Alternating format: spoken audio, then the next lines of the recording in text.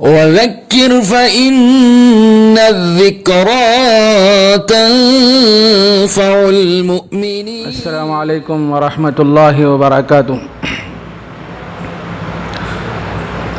الحمد للہ نحمده ونستعینه ونستغفره ونؤمن به ونتوکل علیہ ونعوذ باللہ من شرور انفسنا ومن سیئات اعمالنا من يهده الله فلا مضل له ومن يضلله فلا هادي له ونشهد أن لا إله إلا الله وحده لا شريك له ونشهد أن سيدنا ونبينا ومولانا محمدا عبده ورسوله صلى الله عليه وعلى آله وأصحابه وبارك وسلم تسليما كثيرا كثيرا. أما بعد، قال الله تعالى في القرآن المجيد: أعوذ بالله من الشيطان الرجيم، بسم الله الرحمن الرحيم. قل إن كنتم تحبون الله فاتبعوني يحببكم الله ويغفر لكم ذنوبكم والله غفور رحيم. صدق اللہ العظیم. قابل احترام عزیز دوستوں اور بزرگوں، ابھی ہمارے سامنے حافظ محمد محبوب علی صاحب کوثری حفظہ اللہ نے بڑے ہی شاندار انداز میں نعتیہ کلام سنایا. واقعی سن کر دل بڑا باغ باغ ہو گیا. نبی کریم صلی اللہ علیہ وسلم کی ذات گرامی سے محبت یہ ایمان کا عین تقاضا ہے. آدمی دعوے تو بہت کرتا ہے، محبت رسول کے عنوان سے بہت سے مظاہرے ہوتے رہتے ہیں، لیکن اصل محبت نبی کی اطاعت اور اتباع ہے. نبی کی اطاعت اور اتباع کے بغیر خالی سینہ مار لیا جائے اور مخصوص انداز سے محبت کا اظہار کیا جائے، یہ حقیقت میں محبت نہیں ہے. ایسے رسمی عاشقین تو بہت آپ کو مل جائیں گے. اصل محبت تو یہ ہے کہ نبی کریم صلی اللہ علیہ وسلم کی تعلیمات کو، آپ کے اسوے کو، آپ کی سنتوں کو اپنی زندگی میں منتقل کریں. یہ نبی کریم صلی اللہ علیہ وسلم سے سچی محبت ہے. جس دل میں محمد کی محبت نہ ہوگی، جس دل میں محمد کی محبت نہ ہوگی تو سمجھو کہ قسمت میں جنت نہ ہوگی. ایک آدمی کو سب سے زیادہ محبت اگر کسی سے ہونا ہے اور کرنا ہے، وہ سیدنا حضرت محمد الرسول اللہ صلی اللہ علیہ وسلم کی ذات گرامی سے محبت ہونا. اپنی جان سے زیادہ، اپنے بچوں سے زیادہ، اپنے رشتہ داروں سے زیادہ، اپنے متعلقین سے زیادہ اگر کسی کی محبت اس دل میں بیٹھنا ہے تو وہ نبی کریم صلی اللہ علیہ وسلم کی ذات گرامی سے محبت ہونا. نبی کریم صلی اللہ علیہ وسلم نے حدیث میں یہ بات ارشاد فرمائی: لا یؤمن احدکم حتی اکون احب الیہ من والدہ وولدہ والناس اجمعین. تم میں سے کوئی شخص اس وقت تک ایمان کے کمال کو پہنچ ہی نہیں سکتا جب تک کہ میں اس کے نزدیک اس کے بچوں سے، اس کے والدین سے اور تمام لوگوں سے اور اس کی جان سے زیادہ محبوب نہ بن جاؤں. اس وقت تک کوئی شخص ایمان کے کمال کو پہنچ ہی نہیں سکتا. نبی کریم صلی اللہ علیہ وسلم کی ذات گرامی سے محبت یہ کمال ایمان کی علامت ہے۔ میرے عزیز دوستو بزرگوں، محبت کی 3 قسمیں ہیں۔ ایک محبت طبعی ہے، طبعی کہتے ہیں جیسے بچوں سے آدمی کو محبت ہوتی ہے، اور اسی طرح بچوں کو اپنے والدین سے محبت ہوتی ہے، یہ ایک طبعی محبت ہے۔ اور یہ محبت صرف انسانوں میں ہی نہیں بلکہ آپ جانوروں میں بھی دیکھیں گے، جانور بھی اپنے بچوں سے محبت کرتے ہیں۔ اور ایک محبت ہے عقلی۔ محبت عقلی کا مطلب یہ ہے کہ نفع نقصان کی بنیاد پر کسی چیز کو دوسری چیز پر ترجیح دینا۔ اس کی مثال یوں سمجھ لیجئے، ہر آدمی کو مال سے محبت ہوتی، پیسے سے محبت ہوتی۔ آدمی رات دن ایک کر دیتا ہے مال حاصل کرنے کے لیے، اور اس کے حصول کے لیے کہاں کہاں جا رہے ہیں ہم لوگ۔ یہاں نوکری نہیں مل رہی تو باہر چلے جا رہے ہیں، کوشش کر رہے ہیں، اور پھر رات دن مال کو حاصل کرنے کی فکر اور کوشش میں لگے رہتے ہیں۔ جب آدمی بیرون چلا جاتا ہے، وہ اکیلا اپنے گھر میں ہوتا ہے، اپنے روم میں ہوتا ہے، اس کے بیوی بچے رشتہ دار اور اس کے متعلقین اور عزیز و اقارب اپنے گھروں میں مست ہوتے ہیں، عالی شان کھانے کھاتے رہتے ہیں۔ وہ بیچارہ اپنے بچوں کو پالنے کے لیے، اپنے بیوی بچوں کی خدمت کے لیے بیرون چلا جاتا ہے۔ روزانہ اس کو یاد آتی ہے کہ میرا بچہ کیسا ہوگا، میری بیوی کیسے ہوگی، میرے رشتہ دار کیسے ہوں گے، لیکن وہ سب کچھ برداشت کرتا ہے۔ کس لیے برداشت کرتا ہے؟ اپنے بچوں کے لیے۔ میں کماؤں گا تو میرے بچے کھائیں گے، ان کی زندگی اچھے گزرے گی۔ اس بنیاد پر وہ کچھ سال باہر رہتا ہے بچوں کے لیے۔ تو ہر آدمی کو مال سے محبت ہوتی ہے، لیکن آدمی مال کو بھی قربان کرنے کے لیے تیار ہو جاتا ہے جب آدمی کی صحت بگڑ جاتی ہے، اس کی طبیعت خراب ہو جاتی ہے، جب بیماری میں مبتلا ہو جاتا ہے تو آدمی اپنی کمائی کو بھی اپنے علاج کے لیے لگا دیتا ہے۔ وہ سوچتا ہے کہ صحت سے بڑھ کے کوئی چیز نہیں ہے۔ مال تو یہ آنے جانے والی چیز ہے، آج میرے پاس ہے تو کل دوسرے کے پاس ہے، یہ تو ختم ہو جانے والی چیز ہے، لیکن صحت سب سے بڑی چیز ہے۔ آدمی لاکھوں کروڑوں روپے اپنی صحت پہ لگا دیتا ہے۔ تو یہ محبت عقلی ہے، اسے کہتے ہیں۔ اور ایک ہے محبت ایمانی۔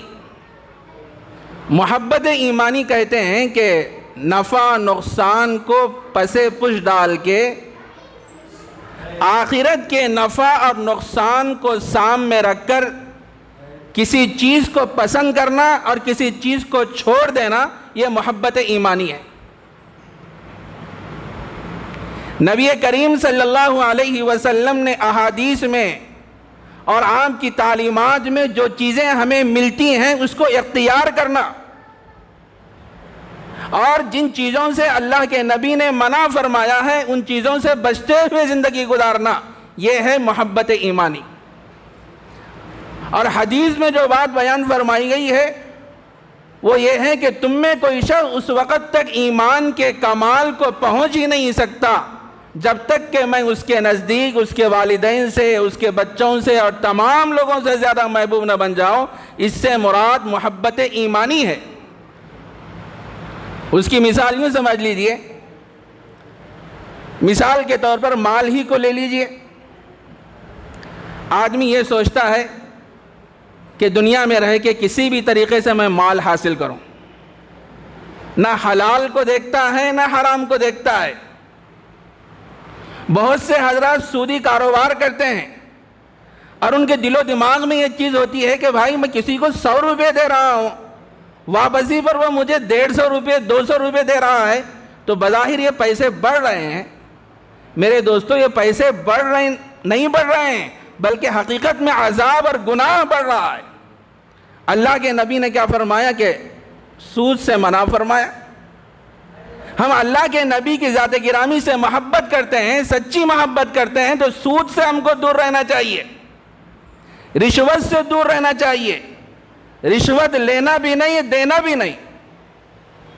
اور اسی طرح اللہ نے جن چیزوں کو حلال کر کے رکھا ہے اس کو اختیار کرنا، اور جن چیزوں سے اللہ نے منع فرمایا ہے اس سے بچتے ہوئے زندگی گزارنا، اسے کہتے ہیں نبی کریم صلی اللہ علیہ وسلم کی ذات گرامی سے محبت۔ یہی وجہ ہے نبی رحمت صلی اللہ علیہ وسلم نے 23 سالہ مختصر سے عرصے میں حضرات صحابہ کی ایسی جماعت کو تیار فرمایا جن کے بارے میں اللہ کے نبی نے فرمایا اصحابی کالنجوم بأیہم اقتدیتم اہتدیتم، میرے صحابہ تو ستاروں کے مانند ہیں، جس کی بھی تم اقتدا کرو گے تو ہدایت پا جاؤ گے۔ صحابہ تو قلت میں تھے، کم تھے، لیکن ہزاروں پہ وہ لوگ غالب آ جاتے تھے، چونکہ ان کا رشتہ اللہ کے نبی سے مضبوط تھا، وہ سیرت کو اپنائے ہوئے تھے اور اللہ تبارک و تعالیٰ کے احکامات پر اپنی زندگی کو بسر کرتے تھے۔ جہاں جاتے تھے اللہ تبارک و تعالیٰ ان کو کامیابی عطا فرما دیتے۔ آج ہمارا حال یہ ہے، آج ہم لاکھوں کروڑوں میں ہیں، لیکن آج ہماری کوئی حیثیت نہیں ہے۔ مسلمانوں پہ جو حالات ہیں ہر آدمی جانتا ہے، اور مسلمان خواب غفلت میں پڑے ہوئے ہیں، اور علماء کرام کے پاس آ کے لوگ کہتے ہیں کہ مول صاحب دعا کرو دعا کرو۔ ارے دعا تو کرنا ہی چاہیے، پہلے جو کام تیرے ذمے ہیں وہ تو کر پہلے۔ نبی کریم صلی اللہ علیہ وسلم کی سیرت کو اپنی زندگی میں منتقل کر، ایک ایک سنت کو اپنی زندگی میں منتقل کر، دنیا میں آنے کا جو مقصد ہے اس مقصد کو مستحضر رکھتے ہوئے زندگی گزار، اس کے بعد دعاؤں کا اہتمام کر، پھر دیکھ دعا میں وہ تاثیر ہوگی کہ اللہ تبارک و تعالیٰ سخت سے سخت دل انسان کو بھی موم بنا دیتے ہیں، نرم کر دیتے ہیں۔ تو نبی کریم صلی اللہ علیہ وسلم کی ذات گرامی سے محبت کا ہونا یہ کمال ایمان کی علامت ہے۔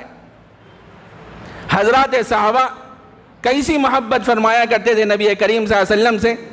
حضرت عروہ بن مسعود ثقفی رضی اللہ تعالیٰ عنہ وہ خود فرماتے ہیں، ابھی وہ اسلام سے مشرف نہیں ہوئے تھے، انہوں نے کہا کہ مجھے بارہا بادشاہوں کے دربار میں جانے کے مواقع ملے، لیکن میں نے دیکھا کہ اللہ کے نبی کے صحابہ اللہ کے نبی سے اتنی محبت کرتے ہیں، اتنی محبت کرتے ہیں، جب ان کا نبی وضو کرتا ہے اور اعضائے وضو پر جب پانی ڈالتا ہے وہ پانی زمین پر گرنے نہیں پاتا، حضرات صحابہ کے ہاتھوں میں آ جاتا ہے اور حضرات صحابہ اس پانی کو اپنے جسم پر پھیر لیا کرتے ہیں، مل لیا کرتے ہیں۔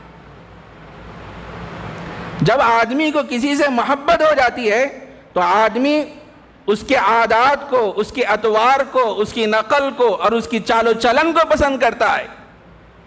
آج ہمارا حال یہ ہے میرے بھائی، ہم کس سے محبت کرتے ہیں؟ نہ ہمارا لباس اسلامی، نہ ہماری وضاقتیں اسلامی، نہ ہمارے کپڑے اسلامی، نہ ہمارے چلنے کا انداز ویسا نہیں، نہ ہمارے بات کرنے کا انداز اسلامی نہیں، اور بھی سینہ مار کے کہتے ہیں کہ ہم عاشق رسول۔ ارے ایسے عاشق تو دنیا میں بہت مل جائیں گے۔ اللہ کے نبی کی سے محبت کرنے والا سچا عاشق تو وہ ہوتا ہے جسے دیکھ کے پہچانا جائے ارے یہ ہے اللہ کے نبی سے عشق کرنے والا آدمی، دیکھ کے پہچانا جائے۔ آپ کو میں ایک واقعہ سناؤں، حضرات صحابہ نبی کریم صلی اللہ علیہ وسلم سے کیسی محبت فرمایا کرتے تھے، کیسی ان کی اطاعت کرتے تھے، کیسی ان کی اتباع کرتے تھے۔ حضرت ابوبکر صدیق رضی اللہ تعالیٰ عنہ اور اللہ کے نبی علیہ الصلوۃ والسلام جب ہجرت کر کے مدینہ منورہ تشریف لے گئے، چونکہ مدینہ کے لوگ اللہ کے نبی کو نہیں دیکھے تھے اور مدینہ کے لوگ اللہ کے نبی کو پہچاننے میں تھوڑی سی دشواری محسوس کرے کہ کون ابو بکر ہیں، کون اللہ کے نبی ہیں۔ اللہ کے نبی جیسا چلتے تھے ابو بکر بھی ویسے چلتے تھے، بات کرنے کا انداز بھی ویسے ہی تھا، چال و چلن کا انداز بھی ویسے ہی تھا۔ تابع اور متبوع میں فرق کرنا مشکل ہو گیا تھا کہ کون اللہ کے نبی ہیں اور کون ابو بکر ہیں۔ حضرت ابوبکر صدیق رضی اللہ تعالیٰ عنہ نے اس چیز کو محسوس کر لیا کہ لوگ پہچاننے میں دقت اور مشکل محسوس کر رہے ہیں۔ فوراً حضرت ابوبکر صدیق رضی اللہ تعالیٰ عنہ اللہ کے نبی کے کندھوں پہ ایک چادر ڈال دیے تو وہاں مدینے کے لوگ سمجھ گئے کہ یہ اللہ کے نبی ہیں۔ کیسی غیر معمولی محبت تھی ابوبکر صدیق کو اللہ کے نبی کی ذات گرامی سے۔ من تو شدم تو من شدی، من تن شدم تو جا شدی، تاکس نگوید بعد ازی من دیگرم تو دیگری، کہ میں تو ہو جا تو میں ہو جا، میں تن بن جاؤں تو جان بن جا، کوئی اس کے بعد یہ نہیں کہے گا کہ میں اور ہوں تو اور ہے۔ ایسی محبت ہونا اللہ کے نبی کی ذات گرامی سے۔ ہمارے بال بھی اسلامی ہونا، ہمارے کپڑے بھی اسلامی ہونا، ہماری وضاقتہ بھی اسلامی ہونا، ہمارے چلنے کا انداز بھی اسلامی ہونا، ہمارے بات کرنے کا انداز بھی مہذب ہونا، اور ہمارے اخلاق بھی ایسے ہونا کہ جس سے لوگ گرویدہ ہو جائیں، ہم کو چاہنے لگ جائیں۔ اللہ کے نبی علیہ السلام جو دنیا میں اسلام کی دعوت دیے، جس کے ذریعے سے ایمان لوگوں کے دلوں میں آیا اور ایک اللہ کی وحدانیت کا اقرار کرنے والے بن گئے لوگ، وہ کس بنیاد پہ؟ وہ آپ کے اخلاق تھے۔ اخلاق کی وجہ سے آدمی قریب ہوتا ہے۔ نبی کریم صلی اللہ علیہ وسلم سے اللہ تبارک و تعالیٰ نے یہ بات ارشاد فرمائی، سل من قطعک واعف عمن ظلمک واحسن الی من اساء الیک۔ اے نبی، ہم آپ سے کہتے ہیں جو آپ سے کٹ جائے آپ اس سے جڑ جائیے، جو آپ پر ظلم کرے آپ اس کے ساتھ عفو درگزر کا معاملہ کیجئے، وَأَحْسِنْ إِلَىٰ مَنْ أَسَاءَ إِلَيْكَ، اور جو آپ کے ساتھ برا سلوک کرے آپ اس کے ساتھ اچھا سلوک کیجئے۔ آپ کی پوری زندگی ہمارے سامنے موجود ہے، جو آپ پر ظلم کرتا آپ اسے معاف کر دیتے، عفو درگزر کا معاملہ کرتے، جو آپ سے کٹ جاتا آپ اس کو جوڑنے کی کوشش کرتے، اور جو آپ کے ساتھ برا سلوک کرتا آپ اس کے ساتھ اچھا سلوک کرتے۔ ہمارا حال کیا ہے؟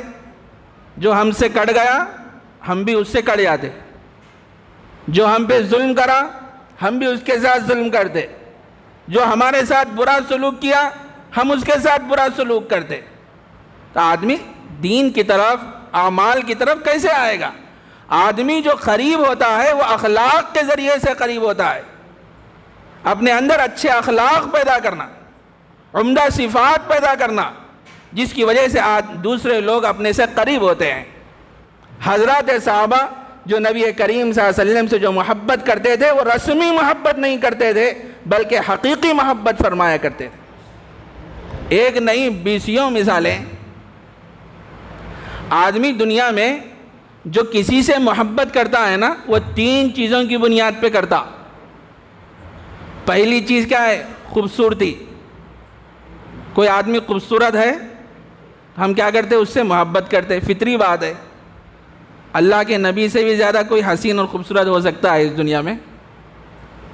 نہ کوئی پیدا ہوا ہے نہ قیامت تک کوئی پیدا ہو سکتا ہے۔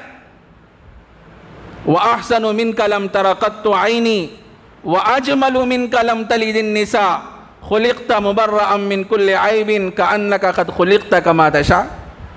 آپ سے زیادہ حسن و جمال والی شخصیت کو کسی آنکھ نے دیکھا ہی نہیں۔ آپ سے زیادہ حسن و جمال والی شخصیت کو کسی عورت نے جنا ہی نہیں۔ اللہ تعالیٰ نے آپ کو ہر عیب سے پاک اور صاف بنایا، جیسا کہ اللہ نے آپ کو آپ کی مرضی کا حسن اور جمال دے کر اس دنیا میں پیدا فرمایا۔ اتنے حسین تھے اللہ کے نبی۔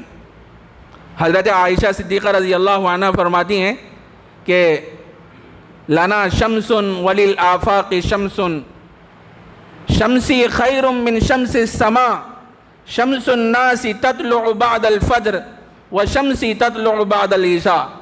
ایک لوگوں کا بھی سورج ہے، ایک میرا بھی سورج ہے۔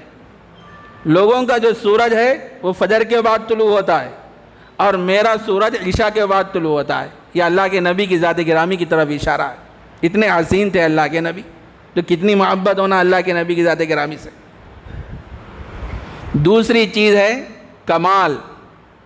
کمال کہتے ہیں خوبیاں، اچھائیاں، محاسن۔ جب آدمی باکمال ہوتا ہے تو ہر آدمی اس کو چاہنے لگتا ہے۔ اللہ کے نبی سے بھی کوئی اس دنیا میں باکمال ہو سکتا ہے تو آدمی کو کتنی محبت ہونا چاہیے۔ اسی طرح اور ایک چیز ہے، وہ ہے احسان۔ اللہ کے نبی سے زیادہ اس دنیا میں کوئی محسن ہو سکتا ہے؟ کوئی بھی محسن نہیں ہو سکتا۔ آپ اس دنیا میں تشریف لائے تو کائنات کے ذرے ذرے نے آپ کی رحمت للعالمین سے فائدہ اٹھایا۔ انسانوں نے، جنات نے اور مخلوقات نے، ہر کائنات کے ذرے ذرے نے آپ کے رحمت للعالمین سے فائدہ اٹھایا، تو آپ سے زیادہ محسن اس دنیا میں کون ہو سکتا ہے؟ تو میرے عزیز دوستو، بزرگوں، نبی کریم صلی اللہ علیہ وسلم کی ذات گرامی سے سچی محبت کا مطلب یہ ہے کہ اللہ کے نبی نے جو تعلیمات پیش فرمائی ہیں، آپ کا جو اسوہ ہمارے سامنے ہے، آپ کی جو سنتیں ہیں، ان سنتوں کو جان جان کر اس پر عمل کرنا اور آپ کے اسوے کو اختیار کرنا، یہی نبی کریم صلی اللہ علیہ وسلم سے سچی معنی میں محبت ہے۔ لَقَدْ كَانَ لَكُمْ فِي رَسُولِ اللَّهِ أُسْوَةٌ حَسَنَةٌ لمن کان یرجو اللہ والیوم الآخر وذکر اللہ کثیرا۔ اللہ تعالیٰ نے فرمایا، ارے نبی کریم صلی اللہ علیہ وسلم کی زندگی میں تمہارے لیے بہترین نمونہ ہے، بہترین اسوہ ہے، ہر اعتبار سے بہترین اسوہ۔ کوئی آدمی کاروبار کر رہا ہے تو وہ سوچے کہ اللہ کے نبی کا کیا فرمان ہے۔ کوئی آدمی باہر جا رہا ہے تو سوچے کہ اللہ کے نبی کیسے باہر جاتے تھے۔ کوئی مسجد میں آ رہا ہے تو اللہ کے نبی کیسے مسجد میں آتے تھے، کیسے مسجد سے باہر نکلتے تھے، گھر میں کیسے داخل ہوتے تھے، گھر سے کیسے باہر ہوتے تھے، آپ کی خلوت کی زندگی کیسے تھی، آپ کی جلوت کی زندگی کیسے تھی، آپ کیسے مسکرایا کرتے تھے، آپ کیسے بات کیا کرتے تھے۔ یہ ساری چیزیں آدمی جب اس کو اختیار کرتا ہے، اس پر عمل کرتا ہے، تو یہ نبی کریم صلی اللہ علیہ وسلم کی ذات گرامی سے سچی محبت ہے۔ ہمارا حال یہ ہے میرے بھائی، نہ ہماری وضع قطع اسلامی رہی، نہ ہمارا لباس اسلامی رہا، نہ ہمارے کپڑے اسلامی رہے، نہ ہمارا بال رکھنے کا انداز اسلامی رہا۔ کتنے بچے ایسے ہیں جو بال رکھتے ہیں تو کیسے رکھتے ہیں؟ نیچے سے بالکل چھوٹے چھوٹے، اوپر سے بڑے بڑے بال، اور پینٹ بھی لوگ ایسے پہن رہے ہیں آج کل، یہ گھٹنوں کے سامنے سے پورے پھٹے ہوئے رہتے، اوپر سے پھٹے ہوئے ہیں۔ کئی کو پہن رہا نہیں، وہ فلاں فلم میں ایک ہیرو پہنا تھا، ایک ہیرو پہنا تھا، میں پہن رہا ہوں۔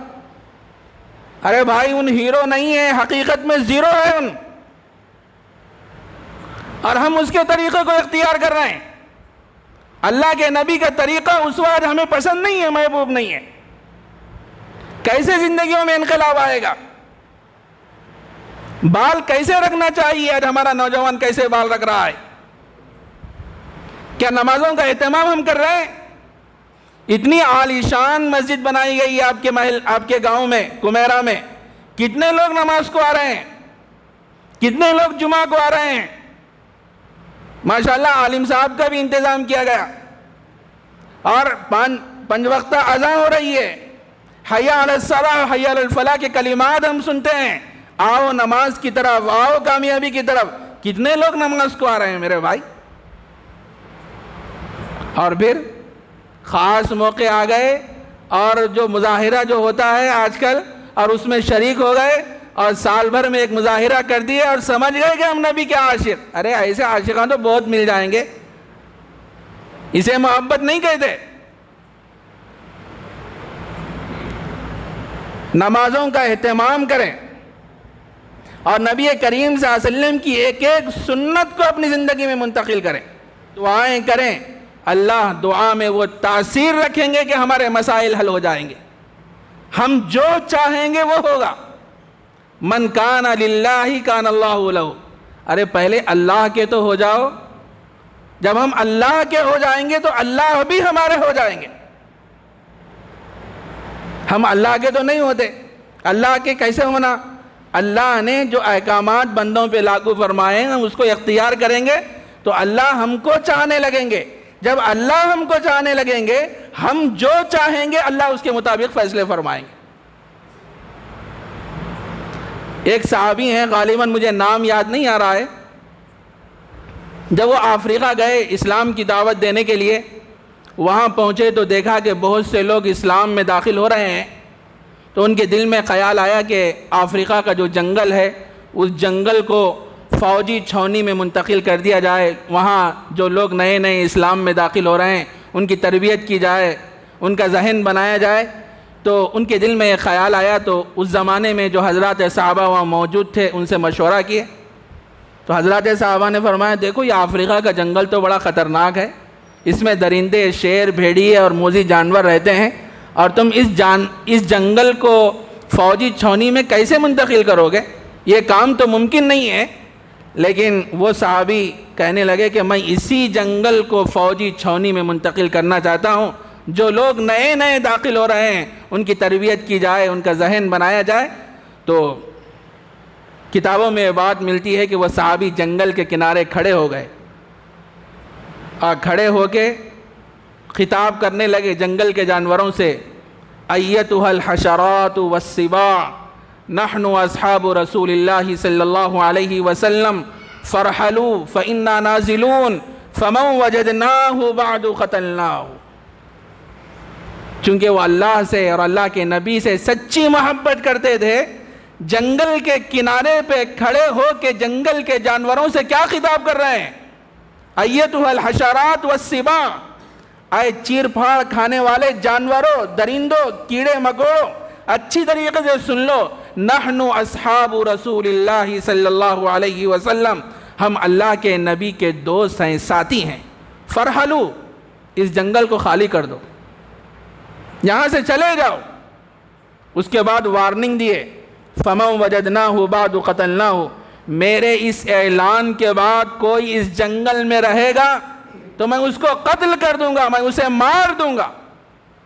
کتابوں میں بات لکھی گئی ہے کہ وہ صحابی کے زبان سے یہ الفاظ نکلے اور یہ اعلان فرمائے جنگل کے جانوروں سے، تو بہت سے حضرات صحابہ جنگل کے کنارے پہ کھڑے ہوئے ہیں، شیر ہے کہ اپنے بچوں کو لے کے، ہاتھی ہے کہ اپنے بچوں کو لے کے، اور موذی جانور ہے کہ اپنے بچوں کو لے کے وہ صحابی کے سامنے سے اور حضرات صحابہ کے سامنے سے ایسا گزر رہے ہیں جیسے کوئی شکست خوردہ فوج بادشاہ کے سامنے سے گزر جاتی ہے۔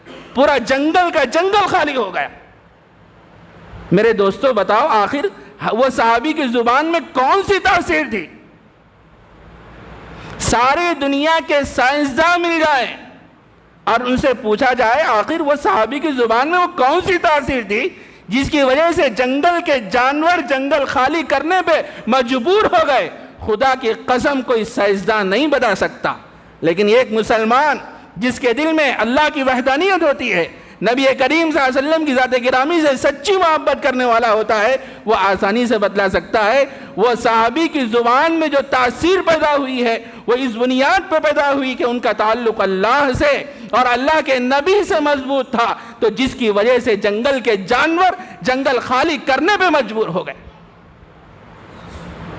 صحابہ تو اتنی قلت میں تھے لیکن ان کا تعلق اتنا مضبوط تھا کہ بڑے سے بڑے جانور اس اعلان کے بعد اپنے جنگل کو خالی کر دیے۔ آج ہمارا حال یہ ہے، لاکھوں کروڑوں میں ہم موجود ہیں اور آج ہماری کوئی حیثیت نہیں ہے، کوئی بات ہماری نہیں سنی جا رہی ہے، اور ہم ہیں کہ خواب غفلت میں پڑے ہوئے ہیں۔ یہ سیرت کو چھوڑنے کا نتیجہ ہے میرے بھائی، ہم در در کی ٹھوکریں کھا رہے ہیں۔ نبی کریم صلی اللہ علیہ وسلم کی سیرت ایک قیمتی سرمایہ ہے، زندگی گزارنے کا ایک بہترین اصول ہے، بہترین نمونہ ہے۔ جب سے ہم نے نبی کی سیرت کو چھوڑ دیا اس کی وجہ سے ہم در در کی ٹھوکریں کھا رہے ہیں۔ نبی کریم صلی اللہ علیہ وسلم کتنی سنتیں ہم سے چھوٹی جا رہی ہیں، کھانے کی سنت، پینے کی سنت، کپڑے پہننے کی سنت اور بازار جانے کی سنت، بہت سی سنتیں ہیں جو ہم سے چھوٹی جا رہی ہیں، اس کا اہتمام نہیں ہوتا۔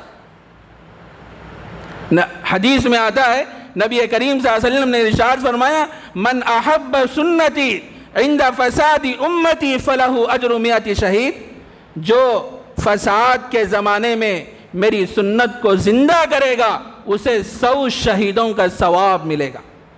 100 شہیدوں کا ثواب، ایک نہیں دو نہیں، 100 شہیدوں کا ثواب۔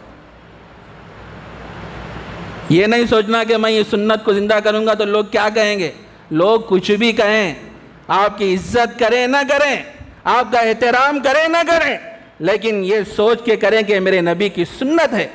میرا نبی مجھ سے راضی ہو جائے، خوش ہو جائے، تو میرے دوستو یہ دنیا کی بھی کامیابی ہے، آخرت کی بھی کامیابی۔ حضرت حذیفہ ابن الیمان رضی اللہ تعالیٰ عنہ کے بارے میں آتا ہے کہ وہ ایک مرتبہ شاہ کسریٰ کے دربار میں پہنچے تو بادشاہ نے آپ کی خاطر مدارات اور خاطر تواضع کے لیے کھانا پیش فرمایا۔ بہت سے حضرات وہاں موجود تھے۔ جب کھانے کا مرحلہ آیا، حضرت حذیفہ ابن الیمان رضی اللہ تعالیٰ عنہ بھی بیٹھے، کھانے کا لقمہ اٹھائے اپنے منہ کے قریب لے گئے تو ایک دم سے کھانا نیچے گر گیا۔ تو وہ صحابی اس گرے ہوئے لقمے کو اٹھا کر اپنے منہ میں ڈالنا چاہ رہے تھے، بازو میں بیٹھے ہوئے لوگ کہنے لگے، ارے تمہیں معلوم بھی ہے یہ دنیا کی سپر پاور طاقت ہے، ارے اتنا بڑا بادشاہ ہے، اتنے کھانے تمہارے پاس رکھے ہوئے ہیں، ارے گرے ہوئے لقمے کو اٹھا کے کیوں کھا رہے ہیں؟ اتنا سننا تھا۔ حضرت حذیفہ ابن الیمان رضی اللہ تعالیٰ عنہ نے بھرے مجمع میں لوگوں سے خطاب کر کے فرمایا، اَأَتْرُكُ سُنَّةَ حَبِيبِي لِهَؤُلَاءِ الْحُمَقَاءِ، اے احمقوں، کیا میں میرے نبی کی سنت کو چھوڑ دوں ان احمقوں کی وجہ سے؟ ارے میرے نبی کی سنت تو یہ ہے کہ کھاتے کھاتے کوئی لقمہ زمین پر گر جائے، نیچے گر جائے، میرے نبی کی سنت تو یہ ہے کہ اس گرے ہوئے لقمے کو اٹھا کے کھایا جائے۔ کیا میں ان احمقوں کی وجہ سے میرے نبی کی سنت کو چھوڑ دوں؟ یہ ہو ہی نہیں سکتا۔ یہ تھے سچے عاشق، اللہ کے نبی کو چاہنے والے۔ کتنی سنتیں آج ہم سے چھوٹی جا رہی ہیں میرے بھائی، اس کا اہتمام نہیں۔ حضرات صحابہ کو جو سربلندیاں ملی وہ کس بنیاد پہ ملی؟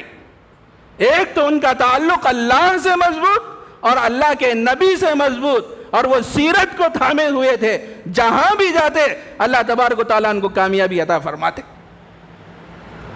حضرت ابوبکر صدیق رضی اللہ تعالیٰ عنہ کے بارے میں آتا ہے، جب اللہ کے نبی علیہ السلام کا وصال ہو گیا، آپ کا انتقال ہو گیا، اس دنیا سے آپ پردہ فرما گئے، تو حضرت ابوبکر صدیق رضی اللہ تعالیٰ عنہ حضرت عائشہ صدیقہ رضی اللہ عنہا کے پاس آئے اور آ کے فرمانے لگے کہ بیٹی ذرا یہ بتا دے کہ کوئی ایسی سنت ہے اللہ کے نبی کی جو مجھ سے چھوٹ جا رہی ہے؟ تو حضرت عائشہ نے فرمایا کہ ابا جان، میں نے تمام صحابہ میں سب سے بڑھ کر آپ کو عامل السنہ پایا ہے، سنت پہ عمل کرنے والا پایا ہے، لیکن آپ سے ایک سنت ایسی ہے جو چھوٹی جا رہی ہے۔ ابوبکر صدیق پریشان ہو گئے، فکر مند ہو گئے، آخر وہ کون سی سنت ہے جس کی میں تکمیل نہیں کر رہا ہوں؟ اپنی بیٹی سے فرمانے لگے، خدا کے واسطے بتا دے وہ کون سی سنت ہے جس پہ میں عمل نہیں کر رہا ہوں۔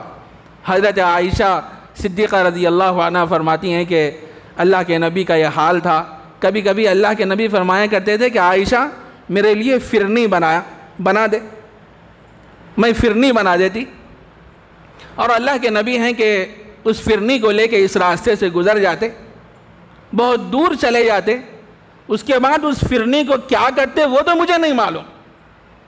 اتنا سنتے ہی حضرت ابوبکر صدیق رضی اللہ تعالیٰ عنہ نے فرمایا، بیٹی میرے لیے بھی فرنی تیار کر دے۔ فرنی تیار ہو گئی، جس راستے سے اللہ کے نبی فرنی کو لے کے جایا کرتے تھے اسی راستے سے ابوبکر صدیق بھی نکلے، بہت دور چلے، تکمیل سنت کی کوئی شکل نظر نہیں آ رہی۔ سوچنے لگے کہ اللہ کے نبی کہاں جاتے تھے فرنی کو لے کے؟ بہت دور جانے کے بعد دیکھے کہ ایک اپاہج شخص ہے، چلنے پھرنے سے معذور ہے، اور اس کے جسم سے بدبو آ رہی ہے، اور کوئی آدمی اس کے قریب نہیں ہے۔ ابوبکر صدیق رضی اللہ تعالیٰ عنہ سمجھ گئے شاید اللہ کے نبی علیہ السلام اسی شخص کے پاس آتے تھے اور آ کے فرنی کھلایا کرتے تھے۔ ابوبکر صدیق گئے اس شخص کے پاس، جا کے وہ فرنی اس کے منہ میں ڈالنا چاہے تو وہ شخص چیخنے لگا، چلانے لگا۔ ابوبکر صدیق رضی اللہ تعالیٰ عنہ نے فرمایا، ارے اللہ کے بندے، آخر تو کیوں چیخ رہا ہے، کیوں چلا رہا ہے؟ وہ اپاہج شخص کہنے لگا کہ دیکھیے میرے محبوب کے فرنی کھلانے کا انداز کچھ اور ہی تھا، آپ کے کھلانے کا انداز کچھ اور ہے، جس کی وجہ سے مجھے تکلیف ہو رہی ہے۔ ابوبکر صدیق حیرت میں پڑ گئے، ارے اللہ کے بندے بتا دے میرے نبی کے فرنی کھلانے کا انداز کیا تھا؟ تو وہ اپاہج شخص کہنے لگا کہ چونکہ اللہ کے نبی میری مجبوری کو جانتے تھے، میں اپاہج تھا، چلنے پھرنے کے میں قابل نہیں ہوں، تو اللہ کے نبی فرنی کو لے کے آتے، پہلے اپنے منہ میں ڈالتے، ڈالنے کے بعد اس کو نرم کرتے، نرم کرنے کے بعد پھر میرے منہ میں ڈالتے۔ ابو بکر صدیق رضی اللہ تعالیٰ عنہ تکمیل سنت کے لیے کیا کیے؟ وہ اس فرنی کو پہلے اپنے منہ میں ڈالے، نرم کرنے کے بعد پھر اس اپاہج شخص کے منہ میں ڈالے۔ یہ ہے میرے دوستو حضرات صحابہ جو نبی کریم صلی اللہ علیہ وسلم کی ایک ایک سنت کو جان جان کر اس پر عمل پیرا ہوتے تھے۔ تو بہرحال وقت نہیں ہے، باتیں بہت سی ہیں، تو اس موقع پر مجھے صرف آپ حضرات سے اتنا عرض کرنا ہے کہ ربیع الاول کا مہینہ ہے جس میں نبی کریم صلی اللہ علیہ وسلم کی ولادت بسعادت ہوئی ہے، یہ بڑا مبارک مہینہ ہے۔ تو نبی کریم صلی اللہ علیہ وسلم سے سچی محبت کا مطلب یہ ہے کہ ہر اعتبار سے ہم نبی کو چاہنے والے بن جائیں۔ کوئی آدمی دیکھتے ہی پہچان لے گا، ارے یہ نبی کا عاشق جا رہا ہے۔